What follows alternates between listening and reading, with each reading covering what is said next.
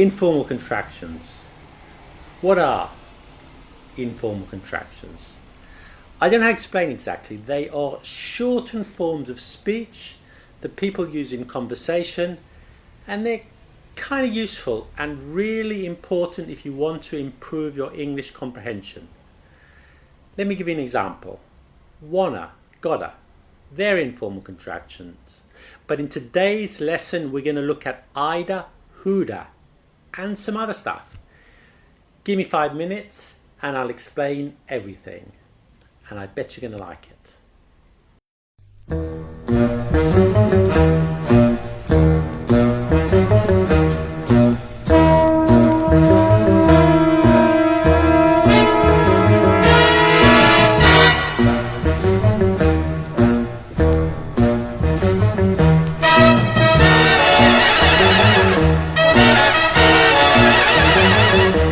Hello, sweetheart.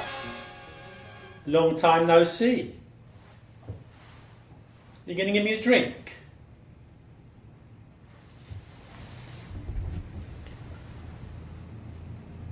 Tea?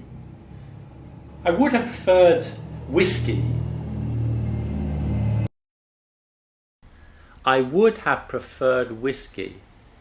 That's correct. But do we normally speak like that in everyday conversation? It sounds a bit like a machine speaking. Let me ask you a question. How many ways in English can you contract the phrase, I would have preferred whiskey? Are you ready?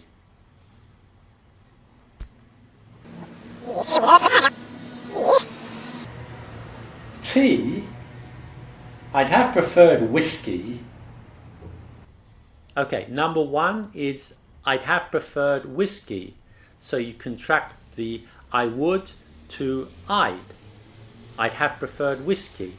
And this sentence is perfectly correct in written and spoken English. Is there another way? Tea? I would have preferred whiskey. Yes.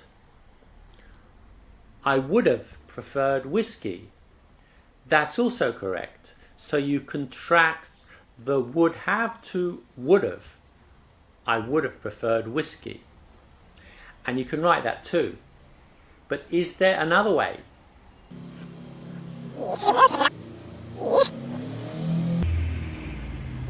Tea? I'd have preferred whiskey. Yes, I'd have preferred whiskey. You can contract I would to I'd and then add the of sound for have. I'd have preferred whiskey. That's called a double contraction. You can say it, but you can't write it. In written English, you can only contract a word once. But is there another way? Tea? I'd have preferred whiskey.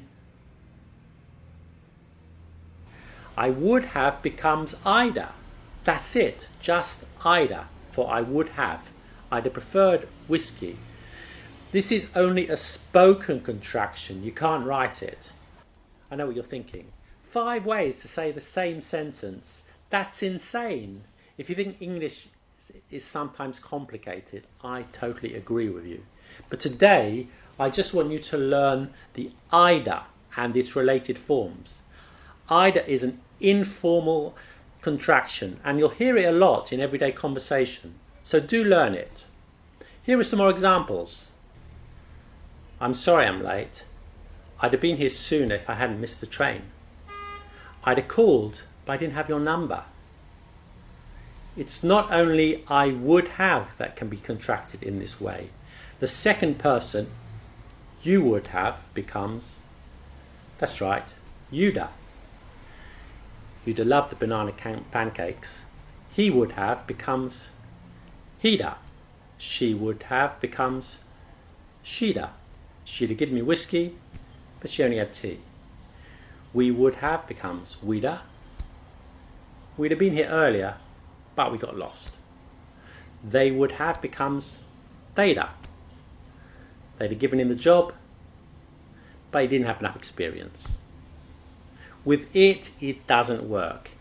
No, you can't use it. And you can't use it with negatives either. You'll have to say, I wouldn't have done that. But you can use it with who. Who'da is an informal contraction of who would have. And it's very common. Who'd have thought that banana pancakes could be so tasty? Who'd have believed that this video could be so useful? When do you not contract? And this is a rule for all contractions, not only informal contractions. Generally, the rule is that if you stress the word, then you don't contract it. Often, you would stress the word when contradicting or talking about an opposite. For example, someone says to me, "You're not English, you don't have blonde hair."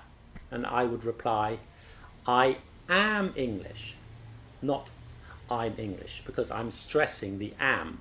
So you can't contract it. In informal contractions, it's the same rule. Don't let him do it, let me do it, not lemmy. I've told you many times that I really would have cooked you pancakes if I had had eggs.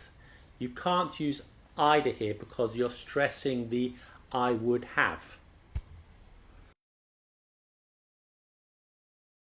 Informal contractions are perfectly correct in spoken English. It's not really slang. It's a natural way of speaking when you're talking quickly. However, it's not a written form. It's perfectly okay to say them in any situation, but avoid writing them except in really informal writing. Although I encourage you to use them, it is important to remember that you are not obliged to use informal contractions. You should speak in a way that you feel comfortable. I would have preferred whiskey is perfectly okay. However, even if you don't use them, you should still learn them because they'll really improve your comprehension skills. In this video, I used British pronunciation because I'm British, but they are used in American English too. So next time you're watching a TV series or a film, try listening to these informal contractions and you'll be surprised how often they show up. Thank you for watching. More English language videos coming soon.